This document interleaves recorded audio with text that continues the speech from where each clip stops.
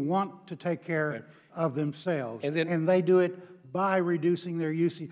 All right, I'm sorry, I have less than a minute. I want to get one more question in to you, and that has to do with wind. You indicated that your cost of purchasing wind is in line with the fuel costs that you use for gas and other, but isn't that held substantially lower by the production tax credit, and then without that tax credit, wind would not be competitive just on a free market basis? Oh, that's exactly right. I think it's 2.2 cents.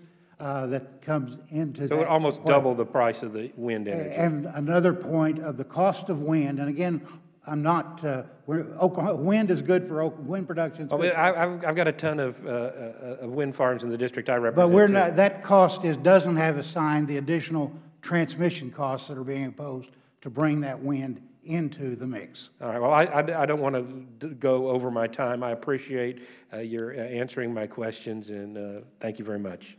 Thank you, and I'm going to yield to Mr. Massey in just a moment, but Mr. Hand brings up a point there about 16% of the people that are eligible for LIHEAP don't use it, and that's come up several places, and that's because people in Oklahoma, like many places in the country, they don't want to take federal assistance when they don't have to.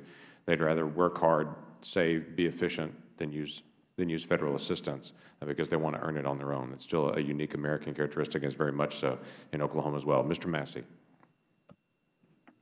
This question is for Mr. Hand.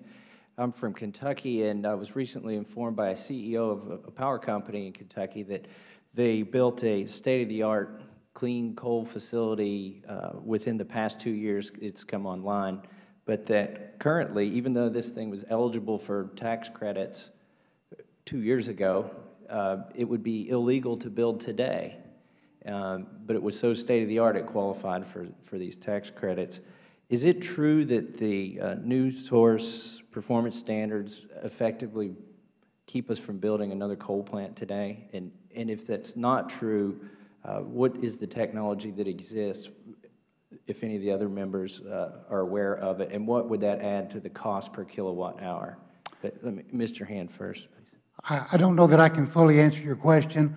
About 3 years, maybe my time frame, but in the early 2000s, there were 3 new coal plants proposed in Oklahoma. None of them have been built, and they were canceled before the new source. And I assume that's talking about the 50% reduction in CO2. I'm not aware of any technology that does that today. I don't believe the sequestration is even greatly accepted as a possibility. Any of the other members like to comment? Witnesses, thank you. Congressman Massey, thank you. Yes, happy to respond. The proposed EPA greenhouse gas new source performance standard applicable to coal and natural gas combined cycle plants is based on an emission rate limit of 1,000 pounds of CO2 per megawatt hour. That is a rate that can be met by natural gas combined cycle plants, but not by coal plants, without the use of carbon capture and storage technology. That technology has not been commercially demonstrated in this country, according to the Interagency Task Force report on CCS technology.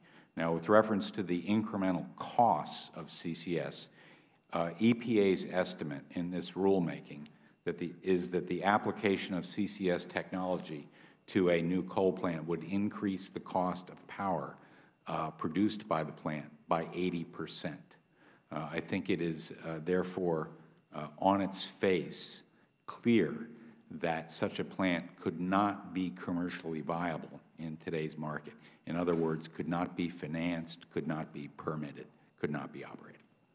Yes, Mr. Weiss. Thank you, Mr. Massey. I would just observe that after the Senate failed to pass a comprehensive climate and energy legislation in 2010, which included that bill as well as the one that passed the House, the American Clean Energy and Security Act, both included significant subsidies to help coal plants build the very first commercial scale carbon capture and storage technology, because as with any technology, it's very expensive when you first start it, so let's get some experience, let's build copious subsidies, billions of dollars. But after that bill failed, some of the larger utilities, for example, I believe Southern Company, had pilot carbon capture and storage projects going at power plants, and they shut them down because they knew they weren't going to have to do any cleanup.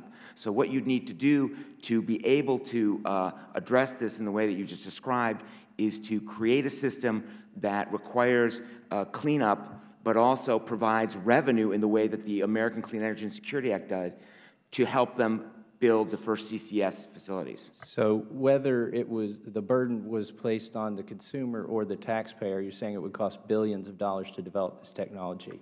Yes, but there is also, as we were talking about earlier, substantial economic costs for leaving climate pollution unchecked.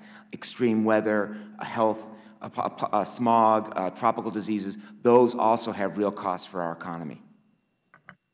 Thank you very much. I yield back my time, Mr. Chairman. Thank you. Let me do a quick another round of questions on a couple of things, because I'm trying to sum up some of the things that we've dealt with today. There seems to be two different perspectives on how do we get to the cost of energy to the consumer and the affordability of that. One seems to be trying to find a way to increase affordability by continuing to increase subsidies for some, so that those who can't afford it continue to get federal subsidies to be able to offset the rising cost. The other one is to try to determine why does it cost so much and why are the costs going up, and to deal with that for everyone. Now, those diverge in different opinions to say we continue to allow costs to rise on everyone and then just subsidize more heavily a smaller amount. I think it'd make more sense to try to find what can we do to solve the problem of rising energy costs and be able to determine how to fix that for everyone. Does that make sense? The issues that we deal with on it are how do we get to those things? And I understand there's a diverse perspective of both infrastructure, of trying to get fuel to market, of trying to make sure it's clean and efficient, trying to deal with health issues that we have as a nation. I get all that. But I think our best course of action would be to say, how do we make this more affordable for everyone? And I think it goes back to something Mr. Hand mentioned an hour ago, and that's the diversification of fuel. When the cost of one goes up, you supplement it with another one, and another one goes down in cost and begin to offset that. If we ever push to getting to one type of fuel or a couple types of fuel, we're in trouble, I think, as a nation. So a diverse fuel package seems to be essential in this process, and trying to find that correct formula on that. There were a couple things that came out as well that I heard. One was dealing with the last 3 or 4 years of oil and gas production. Mr. Simmons, you had mentioned as well the permitting issue, and I think we can't leave that unchecked. A typical permit takes about how long on federal lands to acquire that permit?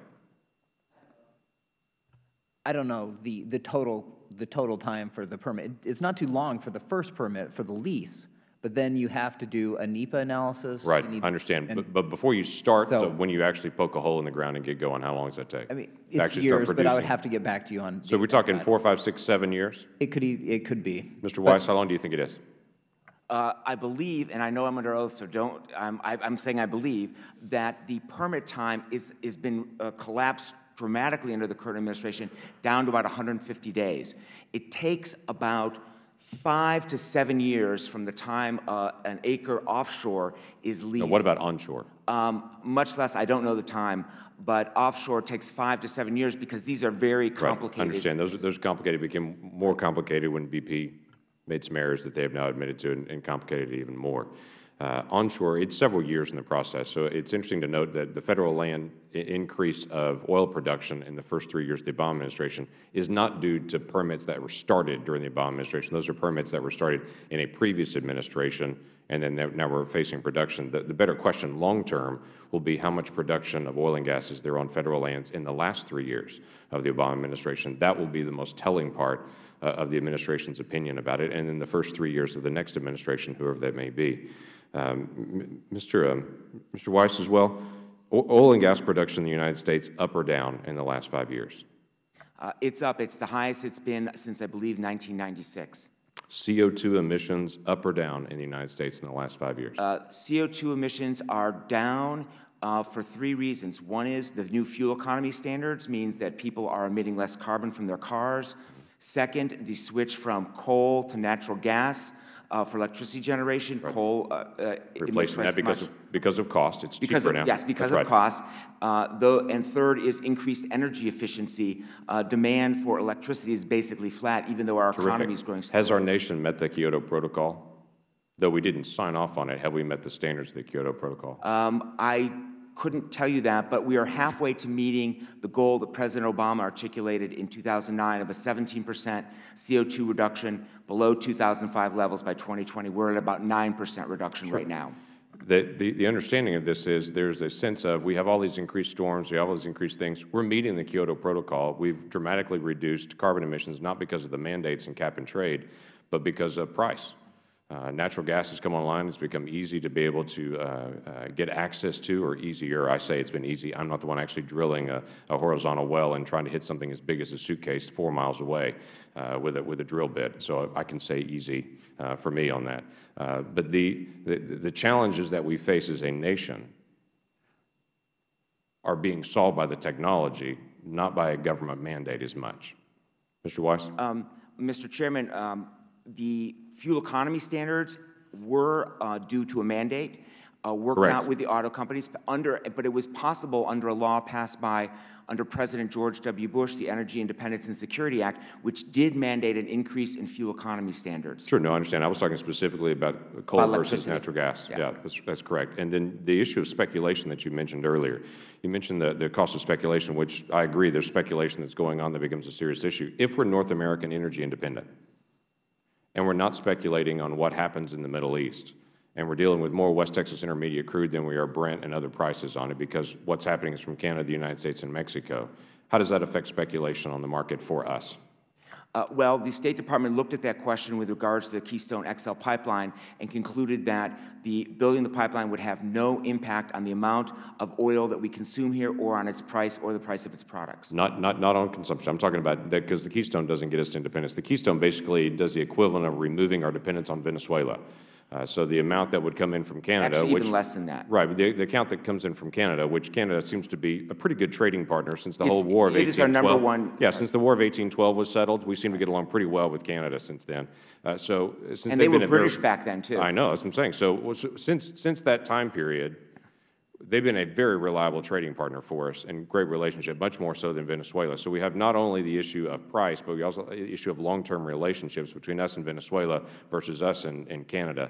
That possibility of bringing fuel in there brings us one step closer. Let's say 15 years from now, due to increased production, we're able to achieve North American independence, where it's Canada, Mexico, and the United States only for oil and gas. How does that affect price? That's not the State Department report. Mr. Trisco, you had a response to that, I'm seeing? Mr. Chairman, I would like to add that in addition, moving in the direction of all domestic energy supply would greatly reduce, if not eliminate, this country's national security vulnerabilities with respect to its imports. And in terms of the costs associated with maintaining that defense structure in the Middle East and elsewhere in the world, those benefits alone would justify moving in the direction of a domestic energy supply.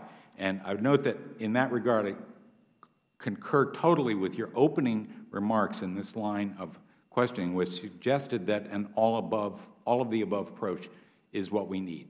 What we do not need in order to effectuate this goal of a domestic self-sufficiency is a policy that precludes the construction of state-of-the-art coal plants, which represent the largest single fossil energy reserve on the planet. Right. Ms. Norton. Thank you very much. Now, we have information that I must say startled me, that in 2011, the United States, when you speak about if we can get this all domestic oil supply, in 2011, the country exported more gasoline and diesel and oil-based fuels than it imported. And this apparently was the first time that we were a net exporter since 1949. Now, oil is traded on an international market, so I don't understand this notion that somehow we can be an island unto itself, and that'll take care of oil prices. Mr. Weiss, perhaps you could speak to that. Yes, you're right. In fact, the export of refined product diesel and gasoline predominantly has continued to increase since 2011. As you know, U.S. law prohibits for the most part, exports of crude oil because that's seen as it's related to our energy and economic security. I would observe that, one of the things that the chairman talked about was price volatility.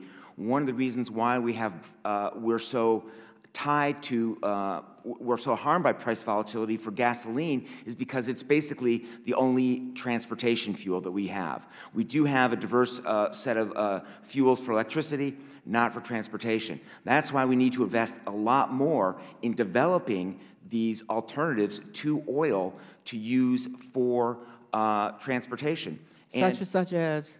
Such as electric-powered vehicles, natural gas buses and trucks, and, of course, public transit, which we have a great system here in your city. But it's important to note that, Mr. Langford, you were talking about government subsidies. In fact, every new and even mature energy technology that we've had in this country in the last 100 years has received heavy government subsidies. For example, the oil and gas industry has received $80 in subsidies going back to 1919 for every $1 that the renewables industry has received. And so I think it's a smart strategic move to invest in research, development, and deployment of some of these technologies that can get us less hooked on gasoline as a transportation fuel. Yes, Mr. Simmons. I don't think anyone is saying that if the United States, if we are an island to ourselves in terms of oil production, if we produce all this oil domestically, that we will be 100% insulated from global oil markets. I mean, oil, as has been stated, is a globally traded commodity. But what producing more oil at home does is it makes us more resilient, and it also reduces the global spare capacity. One of the problems, and this was particularly a problem during the Libya crisis, was that there was very little global spare capacity. If somewhere else besides Libya had stopped producing oil, prices would have spiked even more. By having the United States and other very stable countries like Canada producing more oil, it means that there's much less of a risk when these geopolitical situations happen. Yeah, everybody wants us to be less dependent on foreign oil. So I think we can all agree on that. On the price, I'm not sure it would make any difference. Yes, Mr. White. Representative Norton, you're absolutely right. As long as the oil price is tied to the world market, which is controlled by a cartel, the OPEC cartel provides 40% of the world's oil, it is going to be hard for us to produce our way to lower prices. Look at it where we are right now. We're producing the most oil in 15 years, yet gasoline prices are high. Why? Because the world oil price is high. The Washington Post just reported a couple days ago that since 2011, the world has increased 2 million barrels of oil a day in terms of production. Half of that's from the U.S., but yet oil prices remain high. Why? Because there's also been growing demand. So as long as it's a worldwide market and a worldwide price controlled by a cartel, it's going to be hard to do that. Gasoline is a bit of a different story. It's much more of a local and regional price because of refining measures, the kinds of things that Mr. Simmons was discussing. Thank you very much, Mr. Chairman. Would the gentlelady yield? I'll be glad to yield. It's the two of us left, and so we can field whatever questions we'd like on it from there. But it is interesting to me that oil production specifically, when we get into this, we're now at a spot where it wasn't that long ago 60% of the oil that we were using in the United States was imported. Now 60% of the oil that we're using in the United States is from the United States on that, and we're pushing over 80% of the oil that we're using in the United States is from North America only. And so we're only 20% away from being North American energy independent, which I think is the first step towards being American energy independent.